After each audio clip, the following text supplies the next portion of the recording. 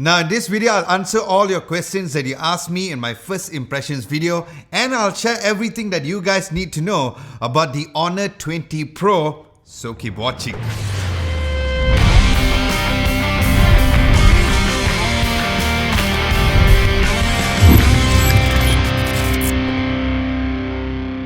Hey, what's up guys, Adam Lobo here and you're watching Adam Lobo TV. If you guys are new, hello and welcome. Do consider subscribing to Adam Lobo TV if you haven't done so, as I release videos at least twice a week. And if you're returning as a subscriber, welcome back my friends. Nice to see you here. Now let's first unbox the phone. Now like the Honor 20, the Honor 20 Pro comes with a white box with the visuals in front with Honor 20 below. And you'll find some of the specs below at the side of the box. Then opening the box, you'll immediately see the phone inside. Underneath that, there's a white box which has the SIM ejector pin on the outside. And inside, you'll find a clear phone case. Underneath that, there's a USB-A to USB-C cable. The USB-C to headphones dongle, since this device also does not come with a headphones jack. And then there's also the 22.5 watt supercharger adapter inside as well. Very nice. Now going over to the phone specs, the Honor 20 Pro comes with a Kirin 980 chipset with the Mali G76MP10 GPU, and is coupled with a huge 8 gigs of RAM with 256 gigs of storage. It's shipped with Android 9 Pie with the Magic UI 2.1 skin, which again is a nice and welcome skin. Now when it comes to color options, there are two colors for you guys to choose from. The one which I have is a really nice Phantom Blue, which looks almost greenish. And then there's also the Phantom Black, which had a more purplish kind of tint. Now let's start from the design and build. It has the same exact design and build as the Honor 20, where the phone did feel a bit thick, but I really like it that way because it had a quite solid grip and the phone did not feel like it could slip away from my hands, which was a really great thing, even the fact that the phone is made of glass right at the back. And speaking of glass, as you guys can see, it has a really nice color embedded in the glass, which gives it a nice rear holographic finish to the phone. Then the 4 cameras are placed on the back on a vertical position towards the left side of the phone with quite a camera bump to protect the 3 lenses, and similar like the Honor 20, the macro lens is built in the body of the phone. Now following suit to the Honor 20, again the fingerprint sensor is at the side at the power button itself, which again is placed on a natural position, and yes, it unlocks faster than current optical in-display fingerprint sensor, which is vastly available for mid-range phones nowadays, so it's great that they decided to stick with this. And yes, Pugan, it does have facial recognition on the phone.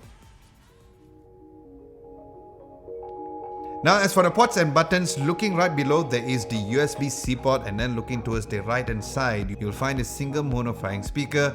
And again Pugan, the USB-C port does support OTG, as I use my OTG USB-C to transfer all my photos and videos as well to my laptop. And on the left you'll find a dual SIM card slot with no micro SD card slot expansion, and then the power button is on the right with the integrated fingerprint sensor, and again it's super fast. And on top there is just the IR blaster and no headphones jack present. And yes, Dahlia Nazar, it is indeed an IR blaster because I've tested the IR blaster with my TV and my aircon as well. Now as for the phone screen, it has a 6.26 inch all-view LCD display, which still had a good looking screen with the hole punch display, which is one of my favorites, on the top left of the screen, which again is the smallest in any smartphone out right now at only 4.5mm. So I did find it less distracting compared to the typical dewdrop notch at the front of the screen. Then the screen comes with a resolution of 1080 by 2340 pixels. And yes, viewing videos on YouTube was nice, and like I said, I prefer the hole punch display compared to any other types of notches. And again, the color picture profile on the phone did look really nice, especially when watching videos on Netflix. And yes, Fury, it does cap YouTube and also Netflix at 1080p, just like other smartphones which does not have a 2K or 4K display. And as for the camera specs, there are 4 cameras as mentioned, and here's the main difference between the Honor 20 and also the Honor 20 Pro, where one is a huge 48 megapixel with a higher f1.4 aperture, an 8 megapixel f2.4 aperture telephoto lens, a 16 megapixel ultra wide angle f2.2 aperture, 13mm lens, and a 2 megapixel f2.4 dedicated macro lens. And yes, although some people are not really fond of the DxO mark ratings, but they rated 111, which is the second highest indeed, is true, as the pictures on the 48 megapixel phone was great, especially if you're ready to punch in and zoom in accordingly in your photos. But if you just want to take a quick picture, I would still stick to the regular photo shots, where it still looked really nice with the improved AI feature like the other Honor phones. Now, I did see a huge difference in dynamic range, as I could see the details underneath the bridge over here, where when I was looking it through the phone, it looked dark because of its backlight situation, but the picture still turned out great with lots of details over there compared to looking it through the phone, which is really great to know. Now, as for the portrait mode, pictures were nothing close to be a disappointment, as every single portrait mode was really good, especially for the background blur, and I had that sort of confidence that the shots were gonna look nice, and it did with a really good background blur. Then the wider lens gave great flexibility, where you can just stand in one position and take multiple focal length shots, where you can even zoom 5 times, and the quality of the images still look great. And like the Honor 20, the dedicated macro lens is a nice added feature if you're really into taking nice close-up shots. Then as for the night mode, it also looked great, as there was a nice dynamic range for some of the littered up areas. And I have to say that I love the flexibility of using the other lenses to also get a closer zooming up to 5 times with the night shots to get a really nice image quality as well. And the portrait mode also worked well during at night. Then as for the front camera, it is the same as the Honor 20, where it comes with a huge 32 megapixel f2.0 aperture lens, where like the Honor 20, there is a huge improvement in picture quality. Honor phones were known to have a bit softer images even if you turn off the beauty mode, but that was not the case on the Honor 20 Pro, where the regular selfie and also the portrait selfie was really nice, and also it had great edge detection and amazing dynamic range for the blurred background as well. Then as for the phone's video taking capabilities, the rear camera records up to 4K UHD 2160 up to 30 frames per second, where the videos look nice with amazing colors and great dynamic range. Now the image stabilization was great at 4K, but it was extremely amazing at 1080p even during this video taken when I was on a roller coaster. The shakiness was massive, but it was still quite stabilized when I used the phone to record video. And yes, you can use the wide angle lens to also take some nice wide angle video shots on the phone through the video mode. Then look at the front camera, it records up to 1080p up to 30 frames per second with a really good image stabilization. So yes, this phone would be perfect for you guys if you are doing vlogs or uploading on your Instagram stories as well. Now as for the phone's sound quality, the phone is equipped with the world's first virtual 9.1 surround sound when listening to headphones, which I was really blown away when watching Netflix, and based on my test, it was really amazing. Then as for the phone speaker, it has a single speaker grill down below. It had a decent volume, although it is not stereo speakers. It sounded quite pleasant during music listening, and here's a quick sound test.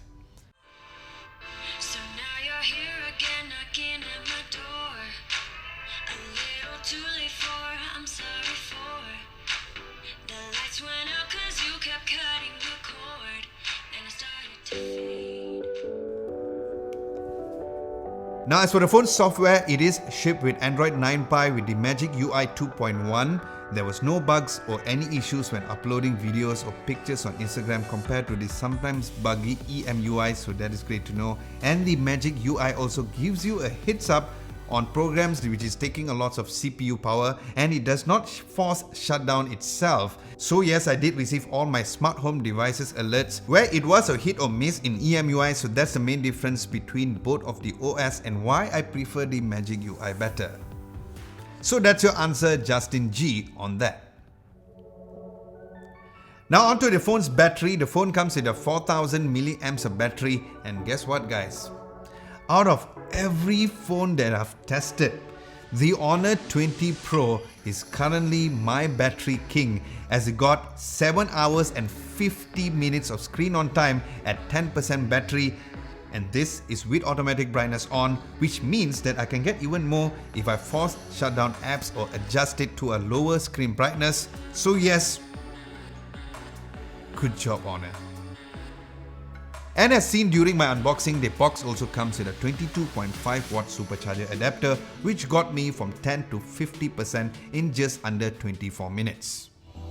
And since the phone is now using the new GPU Turbo 3.0, so there were no problems playing high graphic games like Asphalt 9 and PUBG on high settings, where gaming on the phone was smooth with no heating issues, even a really long gameplay, so that was great. So there's your answer, Morpheus, on the cooling situation with the Honor 20 Pro. So in conclusion, the Honor 20 Pro is surely a huge step up for the smart home market with a higher spec'd out camera, a massive battery improvements. This phone should be your choice if you guys want a really solid phone within the price range.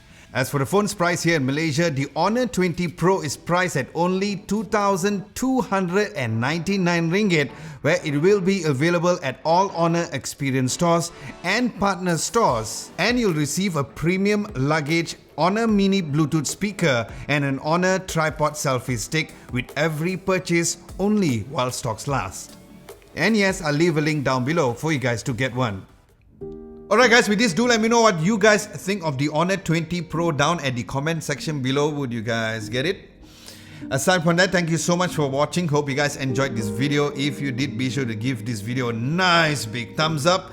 Like, share and subscribe to Adam Lobo TV. If you haven't done so, don't forget to hit the bell icon just next to it to get notified for my future videos. Thank you so much for watching. This is Adam Lobo and I'll catch you guys in my next video.